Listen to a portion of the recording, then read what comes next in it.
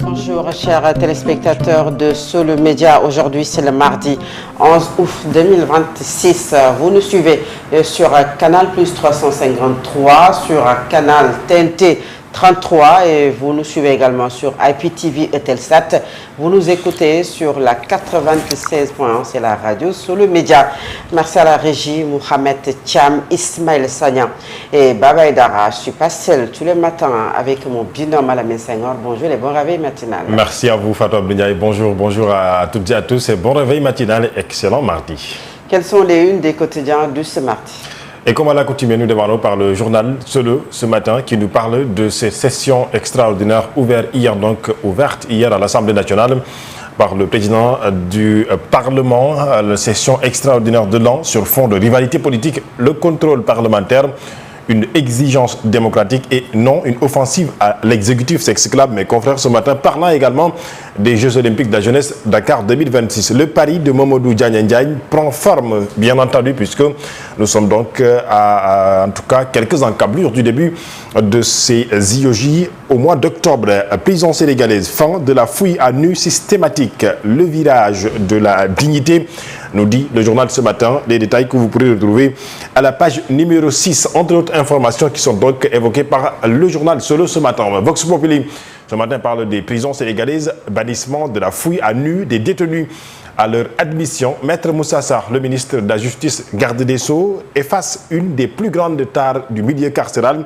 Babacar Ba du Forum du Justiciable de dire que par cet acte, le ministre de la Justice vient de restaurer la dignité humaine des détenus. Le journal Vox Pop parlait également de l'ouverture de la première session extraordinaire. À sa une, l'image du chef de ce Parlement. Il s'agit donc de Ousmane Sonko, les rappels et quelques précisions du président de l'Assemblée nationale, Ousmane Sonko, hier donc, à l'occasion de son discours d'ouverture de cette session extraordinaire. Sur fond de contestation, à la une du journal Enquête, le bras de fer est lancé, informe le journal. 5 textes majeurs et 6 commissions d'enquête au menu.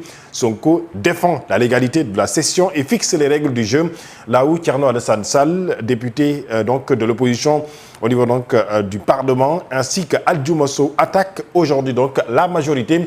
À la une du journal Yor, scandale financier et foncier, Sonko lance 6 commissions d'enquête, puisque donc au-delà bien sûr des textes majeurs sur le code du travail et de la Constitution, le président de l'institution Ousmane Sonko a officialisé la création de 6 commissions d'enquête parlementaire, avant de préciser que ces commissions d'enquête parlementaire ont une durée jusqu'à 6 mois, bien entendu, pour pouvoir éclaircir et clarifier les points auxquels ils veulent enquêter. Humanisation du milieu carcéral.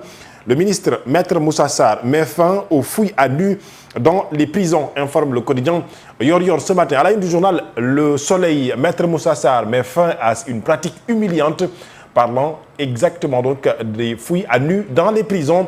Le quotidien Le Soleil met en exergue la mise en service de l'hôpital de Seydi El Hadji Malick Sy de Tivaouane. La carte sanitaire change d'échelle, titre le journal Le Soleil. Les ministres Ibrahima Sy ainsi que Déthié Fall, ministre des Infrastructures, ont présidé hier, lundi 10 août, dans la ville sainte, la cérémonie de réception de l'hôpital de niveau 3 en présence de Serigne Habib Sy Mansour. Les premiers patients sont attendus ce 17 août. 300 lits de services médicaux chirurgicaux et un plateau technique de pointe. IRM, scanner, hémodialyse, grand brûlé entre autres seront pris en charge dans cet hôpital. La famille du Saint-Homme, il s'agit de Seydi El Hadji Malick Sy, bien entendu, salue une infrastructure à hauteur de son nom. Ce matin, le journal L'Info parle de l'Assemblée nationale, reste droite dans ses bottes aujourd'hui pour parler de l'ouverture de la session extraordinaire. La fouille à nu des détenus désormais interdite, nous informe le journal, parlant également de la réception de l'hôpital Seydi El Hadji Malick Sy de Tivaouane, un joyau de 46 milliards au cœur de la cité de Maodo. Le quotidien Info, ce matin, à sa une principale, parle où s'intéresse bien sûr des Parcelles Assainies. Un reportage que nos confrères nous ont proposé, la hantise des inondations refait surface, branle-bas de combat avant donc les fortes pluies. Un reportage donc que nos confrères nous ont proposé ce matin. Le quotidien à sa une, Madiambal Diagne, entrée en service de l'hôpital de Tivaouane.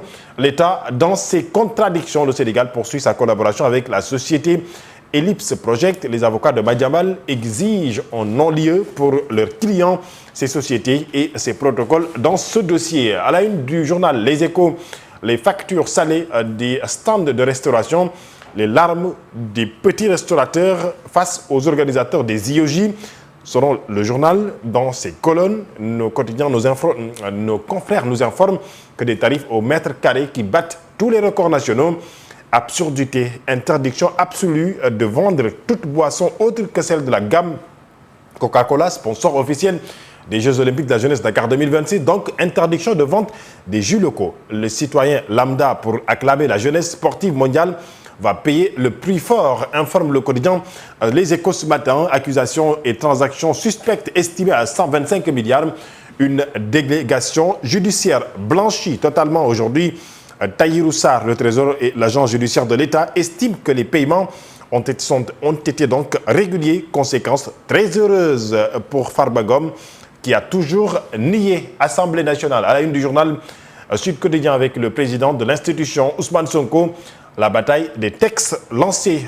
Titre donc le quotidien Sud, là où l'AS dit que la première session extraordinaire a été donc ouverte officiellement hier, lundi 10 août. Les 7 initiatives du gouvernement ont été zappées, nous informe le journal l'AS quotidien. En tout cas, Ousmane Sonko a été clair hier lors de l'ouverture, avec précisant en tout cas la légalité de cette session extraordinaire. Ousmane Sonko clôt le débat. Titre mes confrères. Sur soi, à sa une, Ousmane Sonko balaye les amalgames.